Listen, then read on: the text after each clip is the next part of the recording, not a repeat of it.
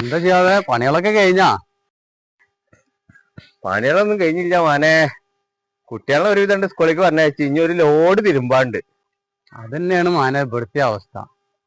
ചോറിന്റെ അടുപ്പത്ത് എടുക്കണ്, ഒരു ലോഡ് പാത്രം കഴുകാണ്ട്. അത് കഴിഞ്ഞിട്ട് വേണം ഇനിയിപ്പോ തിരുമ്പാൻ നിൽക്കാൻ. അല്ല എന്റെ പെണ്ണുങ്ങൾക്ക് എവിടെയാണ് വോട്ട് ചോദിക്കല്? ഓർക്കുന്ന തെക്കേ ഭാഗത്താണ്. ഇന്നലെ കുറെ എണ്ണം ചോറിനുണ്ടായിരുന്നു, നേതാക്കന്മാരും പാർട്ടി പ്രവർത്തകരൊക്കെ. അതുകൊണ്ട് പാത്രം കഴുകൽ കുറെ ഉണ്ടായിരുന്നു. അത് ഞാൻ നേരെ വെളുത്ത് നിച്ച പടണ്ട് കഴിച്ചു.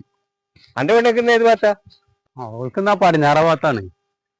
നമ്മള് അയൽവാസികൾ തന്നെ രണ്ട് പാർട്ടിയുടെ സ്ഥാനാർത്ഥികളായ കാരണം സങ്കടമില്ല. അതെന്തേ സങ്കടമില്ലായി? അല്ലെങ്കിൽ ഞാൻ പെങ്കൂസിനാ വിചാരിക്കൂലേ? ഇതിപ്പോ ഇല്ലല്ലോ, ഞാൻ പണിക്കുന്ന മാതിരി ഇജ്ജ് കൊടുക്കുന്നുണ്ടല്ലോ. കുറച്ചോന് എന്റെ ചോറുണ്ടായിരുന്ന അടുപ്പത്ത്. എന്നാണെങ്കിലേ 5-6 ആൾ ഉച്ചക്ക് ഉണ്ടാവും പറഞ്ഞിരിക്കണേ. അപ്പൊ ഇനിയിപ്പോ അത് വേറിയുണ്ടെങ്കിൽ അത് മതി ഇന്നക്ക്.